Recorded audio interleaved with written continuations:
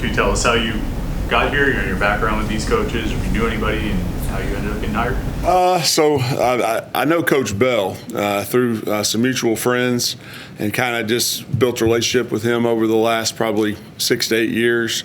Got a couple, friends that are near and dear to us that very close, and just got to know him through mutual acquaintances. And then I got to know Coach Darbo as well through that, and I was able to talk with Coach Narduzzi a couple of years back when I was at Virginia Tech as well, and Coach Bell, and just kind of maintain that relationship. And so that's a big part of the reason why I'm here. Coach Bell believing in me, and just having that relationship with mutual friends. What was the draw to come to Pitt for you? Well, I mean, one of the big draws is just the history and tradition of this place. We'd competed against them when I was at Virginia Tech. Coach Narduzzi and the things he's able to do throughout his career, the class with which this program does everything. And then when I got here, there's so many things that I didn't even know existed about this program, and so many people that played here, and things that people that had come before me. You get here and you find out there's 11 guys in the NFL Hall of Fame. And I didn't know there were 9 national championships here.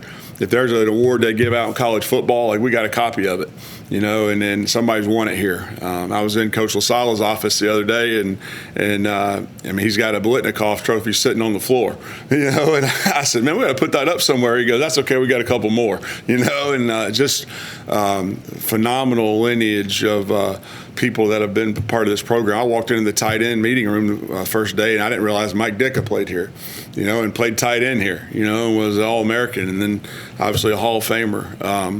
And then to come here and the way that we do things, and the concern for our players, and the way that Coach Narduzzi develops young men is not happening everywhere anymore. In college football, it's special. It really is. And so people may say, you guys are 8-4 last year, but the stat that I know is that in the last 12 years, there's been 184 guys come through here that finished their eligibility, and he's 184-0 in graduating guys.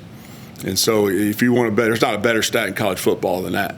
And so you walk into a living room and you talk to a parent, and you want to recruit and try to attract their son, to come somewhere that's about the right things. I mean, bam, that hits you in the face right there. That's the best stat that we have. Tight end is a position that's evolved quite a bit over the years, over the recent years. Sure. Just curious, what do you think the ideal skill set is for a tight end these days? That's a great question, because when I played it, my hand was down. You were actually almost an extra offensive lineman that could run down the seam every now and then, catch the football. It's a different world. I laugh with the guys in that room all the time about that. Versatility. I think the tight end position is a very developmental position nowadays, where there's a very select few guys in the country that are already big enough and strong enough in high school to come in and play the position. So a lot of times you're talking about taking a wide receiver, taking a big quarterback, taking a guy who's an athlete that was a really good basketball player, and developing them physically to a point where they can do all of the jobs. But I think it's a guy with some length. We like guys with long arms, and that can, when you have that length, you can make up for any other deficiency. Sometimes you're not quite fast enough, or whatever. You can get the balls you normally couldn't get to. At tight end, it's kind of unique, because you're always going to be a little bit too small to block in the box. You're a little bit too slow in theory to separate from people on the perimeter when you're in space. But you're good enough at everything in order to do those jobs. And so finding that skill set, it's like being a decathlete almost. There's very few people that can do all those different skills. And so guys that are very versatile, I think that'd be the number one skill set. I think it takes a football IQ, to play tight end, where you're asking a guy to learn all the blocking schemes and also all the pass concepts, and by the way, come in here and pass protect. And that's a big challenge. That's something that I really embrace about coaching the position, and really trying to get the room to embrace that we're going to be jacks of all trades and masters of all the trades, and to embrace doing those jobs. One thing to talk about it, but really to embrace doing those jobs. But yeah, I think a guy that's got some versatility and can operate in space, that's a good starting point. I like guys that play basketball. and then you can take them and develop them into 250-pound men 2 years later. So. How does your experience at Virginia Tech coaching both tight end and offensive line kind of feed into that approach? Yeah, I coached offensive line probably the most in my career. I was a coordinator for 17 years consecutively, which I think hopefully gives me a good overall perception of how defenses work, and maybe that's a skill set that I have that might be a little different from other tight end coaches. Hopefully, I've coached every position on offense throughout my career. Now I've coached quarterbacks for 4 years. So, but as far as offensive line relating to tight, I think it really helps in the run game for sure. When we have extra time, we're going to work on the fundamentals of blocking because at the end of the day, if we can't be relied on in situations to move people and cover people up and block people with good fundamentals, then we're going to have a hard time being efficient on offense.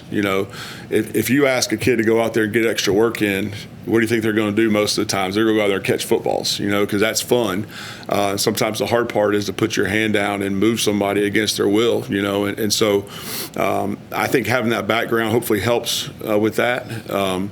And then being in a spread offense, for the last 2 years and being around basically the receiver room and having to teach a guy to play slot receiver as well, that's a great challenge and something that I really enjoy. Brent, you mentioned the long relationship with K. Bell. Did you previously watch any of his offense here at Pitt and just how he uses the tight ends, and just what have you learned so far about that? Sure, absolutely. And, we studied him at Virginia Tech. The first year that he was here, studied a lot of things that guys were doing here. I know we had 83 targets to the tight end last year and 82 the year before, and I don't know if that's got to be in the top 5 combined for the last 2 years in college football. I know it's been in the top 20 both years, but you combine it, it's got to be in the top 5. So it's an integral part of the offense, and he's very creative. I knew him at Western Carolina when they were there, averaged 50 points a game.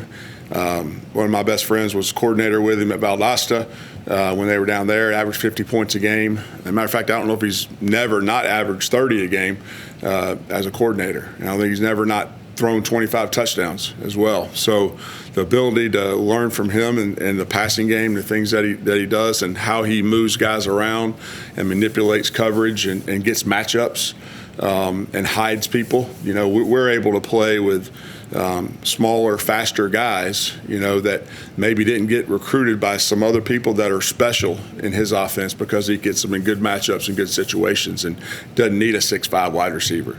There's like 5 of those in the country that can run, and so we can take a guy maybe a little bit smaller that wasn't as attractive to somebody else. It's a perfect fit for what he does. Brent, how did your time at Army impact your career and your thought process?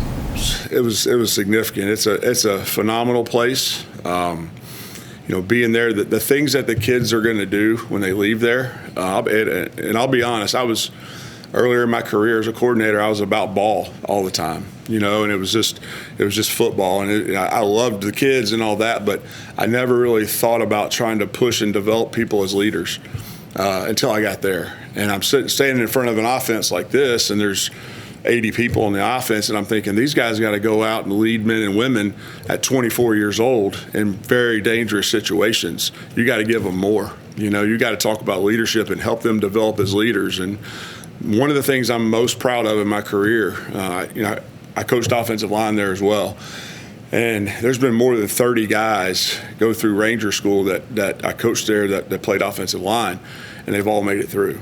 And I'm not saying I had anything to do with that, but hopefully, having the culture and the work ethic and that we tried to instill in them, and then hopefully that'll carry over into their troops a little bit, because those guys are doing some really important stuff, and there's guys that are going to be generals, that I was fortunate enough to coach there, and we were able to have a lot of success, and it was very impactful.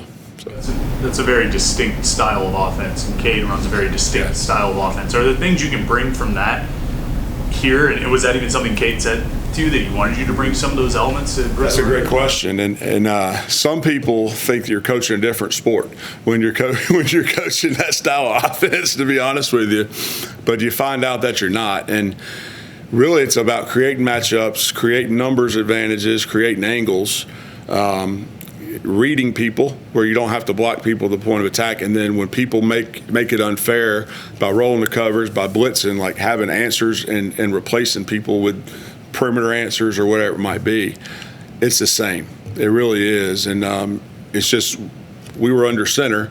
We're 5 yards back in the shotgun, but a lot of the principles are the same. A lot of the blocking schemes are the same, and I think one of the things he talked to me about was just maybe helping Coach Darvo with the run game some, and being able to continue to get better with that, to continue to help with short yardage, help with not necessarily taking us in a different direction, but help maybe keep things shored up a little bit. And so I'm excited to, first of all, before I can help in any way, I've got to learn the offense, and then I've got to build a relationship with the guys in the tight end room and work on the culture in there, all right, which I think there's great people in there. But like that, before we can worry about any of that, like it's my job to learn how we do things, learn the system. And so I'm not there yet, but I will be. So.